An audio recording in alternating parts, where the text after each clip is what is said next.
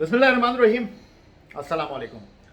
सैयद या हुसैनी एक बार फिर आप तमाम देखने वालों की खिदमत में हाजिर। और first of all thank you very much आपकी मोहब्बत, चाहत, खुलूस का जो चैनल को सब्सक्राइब कर रहे हैं और आपकी आरा हम तक पहुंच रही है। इस वक्त जब मैं ये वीडियो आपकी खिदमत में लेकर हाजिर हुआ हूँ और इस वीडियो को शुरू करने से पहले एक कमर्शियल आजकल बहुत ज़्यादा चल रहा है और उसकी टैगलाइन इस वक्त मेरे जहन में मौजूद है। और मैं अगर कहूँ कि मैं उस टैगलाइन को आपके साथ शेयर करना चाहता हूँ क्योंकि बड़ी रेलेवेंस है उसकी हमारी आज की इस वीडियो के साथ। वो क्या कहते हैं उस कमर्शियल में जो है वो ये लाइन है कि वो क्या कहते हैं, वो कहते हैं आज की जनरेशन को सोशल मीडिया की जनरेशन कहते हैं। तो जनाब कहानी कुछ इस तरह है कि पाकिस्तान और ऑस्ट्रेलिया की क्रिकेट टीमों के दरमियान बैनो कादिर ट्रॉफ़ी जो है, पहले मैं आपको ये बता दूं कि जो इस वक्त सियासी मंजरनामा है पाकिस्तान का और पाकिस्तान के दो जुड़वा शहरों इस्लामाबाद और रावलपिंडी में जो इस वक्त सियासी दर्ज हरारत है उसको मद्देनज़र रखते हुए आज वफाकी वज़ीर दाखिला शेख रशीद अहमद साद ने एक मुख्तसर प्रेस कॉन्फ्रेंस में इस बात का ऐलान किया कि पाकिस्तान और ऑस्ट्रेलिया के दरमियान सीरीज़ के बाकी मुकाबले जो हैं वो कदाफी स्टेडियम लाहौर में होंगे। मतलब ये कि आखिरी टेस्ट मैच तो लाहौर में होना ही था।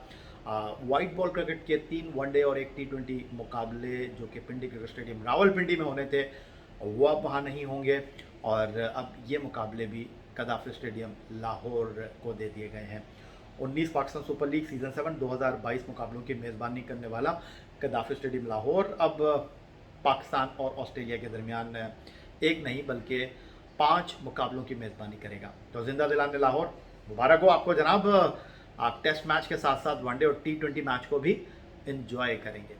और मैं बात कर रहा था आज की इस वीडियो के हवाले से, तो पाकिस्तान और ऑस्ट्रेलिया की क्रिकेट टीमों के दरमियान जो बैनो कादिर ट्रॉफ़ी के इब्तदाई 2 टेस्ट मैच हैं वो हार जीत का फैसला बगैर हुए ख़त्म हो गए और नेशनल स्टेडियम कराची में ऑस्ट्रेलिया की टीम ने जीत के लिए पाकिस्तान को 506 रन का हदफ दिया। पाकिस्तान टीम ने लगभग कुछ 5 से ज़्यादा सेशन इस टेस्ट मैच में बैटिंग की, आखिरी इनिंग खेली और 170 से ज़्यादा ओवर्स खेले और टेस्ट मैच को टीम पाकिस्तान बचाने में कामयाब हो गई। अगरचे टेस्ट मैच के आखिरी दिन चाय के वक्फे के बाद सिचुएशन बड़ी डिफरेंट हो गई थी। ड्रामाई अंदाज उस वक्त इस टेस्ट मैच में आया जब बाबर आजम 196 रन बना के आउट हुए, उसके बाद फ़हीम अशरफ, साजिद आउट हुए। लेकिन वो तो भला और रिजवान का और नोमान का जो टिक गए, जो डट गए और जिन्होंने ऑस्ट्रेलिया को फतह का दरवाज़ा खोलने नहीं दिया। और उसके बाद हुआ क्या, पाकिस्तान क्रिकेट टीम के बाबर आजम ने जनाब इस चौथी इनिंग में जिस दिलेरी के साथ जिस शानदार बल्लेबाजी का मुजाहरा किया, उसके बाद हर जगह से उनको प्रेस किया जा रहा है, तारीफ़ और तौसीफ़ उनकी की जा रही है, बनता भी है, बहुत शानदार खेले हैं। एक हारा हुआ टेस्ट मैच अगर मैं ये कहूँ कि उन्होंने टीम पाकिस्तान के लिए ड्रॉ पर ख़त्म किया, अगर जिसमें रिजवान का कंट्रीब्यूशन, अब्दुल्ला शफीक की परफॉर्मेंस जो है वो भी बड़ी इंपॉर्टेंट रही। बट कप्तान इनिंग के लिए अगर मैं कहूँ तो शायद ये कहना गलत नहीं होगा। But on the other side इस टेस्ट मैच के very next day cricket Australia में जनाब खासा वबाल रहा, खासा उबाल रहा और खासी जो है वो कंसर्न शो की गई और इस टेस्ट मैच के हवाले से। और ऑस्ट्रेलिया के मीडिया को लें, एक्स क्रिकेटर्स को लें, सबका कहना यही था, सबका मानना यही था कि जनाब कमज़ोर कप्तानी की पैट कमिंस ने और पाकिस्तान टीम 5 सेशन सरवाइव कर गई। एक ऐसी पिच पर जहां बल्लेबाजी आसान नहीं थी, एक ऐसी पिच पर जहां पाकिस्तान की टीम पहली इनिंग में 53 ओवर में 148 रन बनाकर आउट हो गई थी।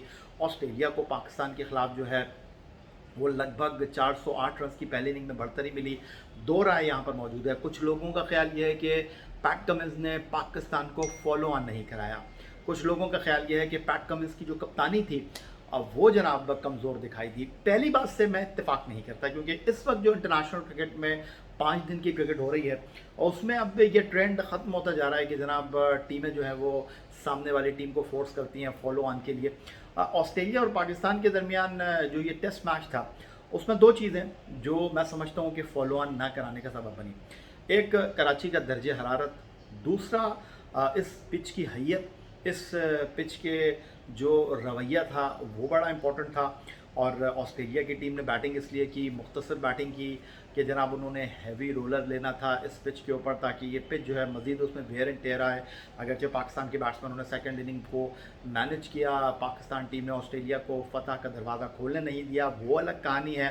But on the other side I think PAT Cummins ने यहाँ पर दुरुस्त फैसला किया। वो अपने बॉलर्स को थकाना नहीं चाहते थे और पाकिस्तान टीम को कम बैक करने का मौका नहीं देना चाहते थे। टेस्ट क्रिकेट में ऐसी मिसालें भरी पड़ी हैं जहाँ पहली इनिंग में टीमें जो हैं वो घुटनों के बल बैठने के बाद सेकेंड इनिंग में बहुत अच्छा फाइट बैक उन्होंने दिया। और पाकिस्तान की इस दूसरी इनिंग के बाद तो कम से कम ये कहा जा सकता है कि पैट कमिंस ने दुरुस्त फैसला किया। मैं आपकी बात से इत्तेफाक करता हूँ कि अगर वो कैचेज़ जो ऑस्ट्रेलिया के खिलाड़ियों ने ड्रॉप किए, जिसके लिए वो ज़्यादा मशहूर नहीं है, अगर वो हो जाते हैं तो फिर क्रिकेट के खेल में तो अगर मगर चलती रहती है, ऐसा हो जाता वैसा हो जाता, ये तो सारी बातें चलती रहती हैं। बट मैं इस बात से बिल्कुल इत्तेफाक करता हूँ कि पैट कमिंस ने जो किया, फॉलो ऑन नहीं कराया पाकिस्तान को, उनका वजह फैसला था। बट उनकी कप्तानी के अगर मामले में बात की जाए तो ये तनकीद बनती है। एक ऐसी टीम जो पहली इनिंग में पाकिस्तान को 148 पर आउट करती है, 408 रन की बढ़तरी हासिल करती है, उसको ऐसा क्या हुआ कि उसने सेकेंड इनिंग में उस पिच का फ़ायदा नहीं उठाया जहाँ पर कभी कभार नहीं, बाज़ औकात देखा गया कि पिच पर जो बॉल था वो पड़ने के बाद बिल्कुल सुर्रा हो गया था और उठ नहीं रहा था, कैचेस ड्रॉप हो जाते हैं। लेकिन 5 सेशन बहुत होते हैं, चौथी इनिंग का दबाव अलग होता है, आखिरी दिन बल्लेबाजी इतनी आसान नहीं होती। फिर अगर आप 500 से ज़्यादा रन स्कोर बोर्ड पर आपके लिए हदफ हो तो फिर मामलात बड़े गंभीर हो जाते हैं। और इस गंभीर मामलात से जिस तरह बाबर आजम ने, अब्दुल्ला शफीक ने, रिजवान ने पाकिस्तान टीम को संभाला, निकाला, कमाल परफॉर्मेंस उनकी रही है। लेकिन पैट कमिंस की कप्तानी को अगर हम डिस्कस करें तो बात बनती है, क्योंकि जो कुछ उन्होंने चाय के सेशन के बाद मिचेल स्विप्सन के लिए या नेथन लियोन के लिए फील्डिंग के मामले में फ़ैसले किए, वो अगर पहले कर लेते, वो अगर चौथे दिन कर लेते, वो अगर 5वें दिन की शुरुआत में कर लेते तो शायद मामलात बड़े डिफरेंट होते और उनको इस तनकीद को सहना नहीं पड़ता जिसका इस वक्त उनको सामना है। अगरचे मुस्कुराते रहते हैं, दराज़कद हैं और एक लंबा करियर उनका इस वक्त मुंतज़र है। लेकिन ऑन द अदर साइड अगर हम बात करते हैं तो उनको फिर थोड़े से ग्रेस मार्क्स इसलिए देने पड़ते हैं कि सिर्फ ये एज ए कैप्टन ये दूसरी टेस्ट सीरीज़ है। इससे पहले उन्होंने होम ग्राउंड पर एशेज़ सीरीज़ में जो है वो ऑस्ट्रेलिया की कप्तानी की, क्योंकि हंगामी तौर पर उनको इस मनसब के लिए मुंतखब किया गया, क्योंकि जो कुछ ऑस्ट्रेलिया के कैप्टन टिम पेन के साथ हुआ, उनका एक स्कैंडल सामने आया। उसके बाद उन्होंने कहा कि मैं जहनी तौर पर तैयार नहीं हूँ, क्रिकेट ऑस्ट्रेलिया ने उनकी इस बात को वेट दिया, ये सारी चीज़ें हुई और पैट कमिंस जो है वो ऑस्ट्रेलिया के लिए नए कप्तान बनकर सामने आए। लेकिन उनकी कप्तानी बहुत ज़्यादा सवालात डेफिनेटली उठा रही है और कप्तानी में जो फैसले उन्होंने फर्स्ट इनिंग में किए, जिसकी वजह से पाकिस्तान टीम को 148 रन पवेलियन लौटना पड़ा और मोहम्मद रिजवान जो पहली इनिंग में बड़ी इनिंग नहीं खेल सके थे, सेकंड इनिंग में उन्होंने करियर की दूसरी सेंचुरी स्कोर की। उन्होंने खुद इस बात का एतराफ़ किया कि रिदम में थे ऑस्ट्रेलिया के बॉलर, फर्स्ट इनिंग में बॉल रिवर्स स्विंग हो रहा था और फिर उन्होंने खासा काम किया ड्यूरिंग टेस्ट मैच। वो नेट पर लेकर गए इफ्तिखार अहमद को, जो कि स्क्वाड का हिस्सा थे, उनको टेप बॉल के साथ उन्होंने कहा कि आप मुझे इस तरह बॉलिंग कराए जैसे मैं पैट कमिंस को खेल रहा हूँ। और ये चीज़ ने रिजवान को जो है वो खासा सपोर्ट किया और हमें दूसरी इनिंग में वो अच्छा खेलते हुए दिखाई दिया। लेकिन पैट कमिंस के हवाले से अगर हम बात करें, 506 रन का वो दिफा नहीं कर सके, हारे नहीं लेकिन जीते भी तो नहीं ना, तो हम तो यही कहेंगे कि वो दिफा नहीं कर सके। और उन पर तनकीद इसी एतबार से हो रही है कि एक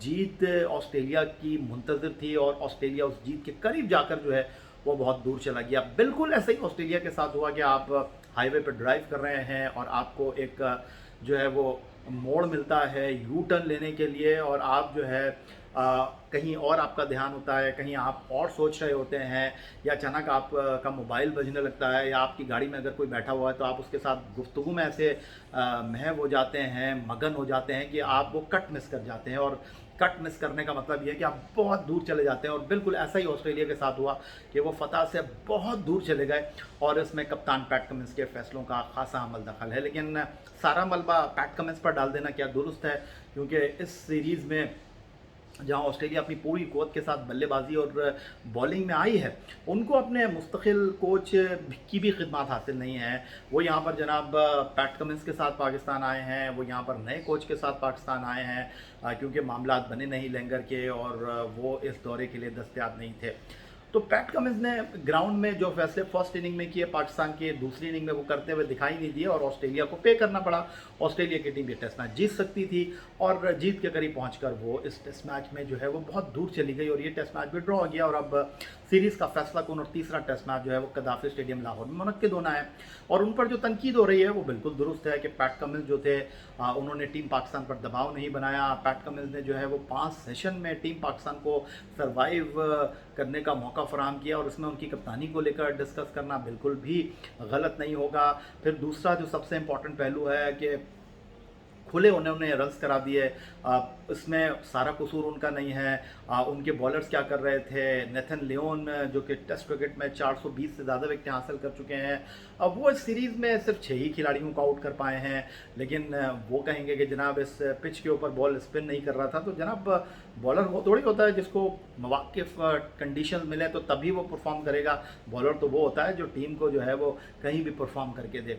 तो ये सारी चीज़ें जो थी वो ऑस्ट्रेलिया की इस टेस्ट मैच में जीत से महरूमी का सबब बनी। ख़ास तौर पर बाबर आजम की बेहतरीन बल्लेबाजी, कप्तान की जुर्रतमंदाना इनिंग की जितनी तारीफ़ की जाए वो कम है और उसमें तड़का लगाया मोहम्मद रिजवान की बल्लेबाजी ने, जिन्होंने जनाब कमाल बल्लेबाजी की। और इस टेस्ट मैच में हम रन औसत को बहुत ज़्यादा डिस्कस कर रहे हैं, लेकिन ये बात भी मानने वाली है कि स्कोर बोर्ड चल रहा था और दिक्कत का सामना नहीं करना पड़ा पाकिस्तान के बल्लेबाजों को। ठीक है, अब्दुल्ला शफीक ने हैड डाउन करके बैटिंग की, बट स्कोर बोर्ड चल रहा था और अगर स्कोर बोर्ड रुक जाता है, डॉट बॉल ज़्यादा होती हैं तो दबाव बनता है।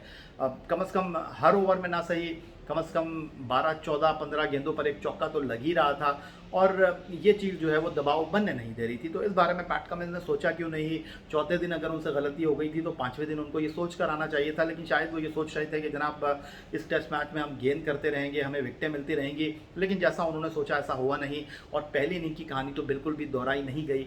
और पैट कमिंस को पता ही नहीं चला कि इस टेस्ट मैच का चौथा दिन कब खत्म हुआ, इस टेस्ट मैच का 5वां दिन कब खत्म हुआ। वो बाबर आजम की बल्लेबाजी को देखते रहे, वो रिजवान को चौके मारते हुए देखते रहे और एक एंड से कभी वो स्टार्क को लेकर आ रहे थे, फिर कभी वो ग्रीन को लेकर आ रहे थे, कभी वो खुद गेंद करने के लिए आ जाते, कभी स्विप्सन को लेकर आते, कभी स्मिथ को लेकर आते, कभी जो है वो मानोस लबुकैन को वो लेकर आ जाते। ये सारी चीज़ें जनाब चलती रहीं, लेकिन उन्होंने जीत के लिए सोचा नहीं, ये मैं नहीं कहूँगा, क्योंकि कप्तान जीत के लिए नहीं सोचेगा तो कौन सोचेगा। और एक ऐसा कप्तान जो कि 506 रन्स का सामने वाली टीम को, उस टीम को हदफ दे रहा है जो पहली इनिंग में उनके 556 के जवाब में सिर्फ 148 रन पर आउट हो गई।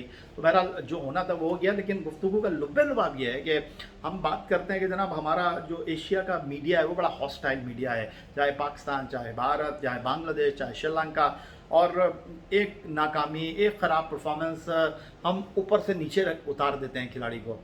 ऑस्ट्रेलिया के बारे में आप क्या कहेंगे? ऑस्ट्रेलिया में पैट कमिंस के साथ जो हो रहा है, तो जनाब अब दौर ऐसा ही है।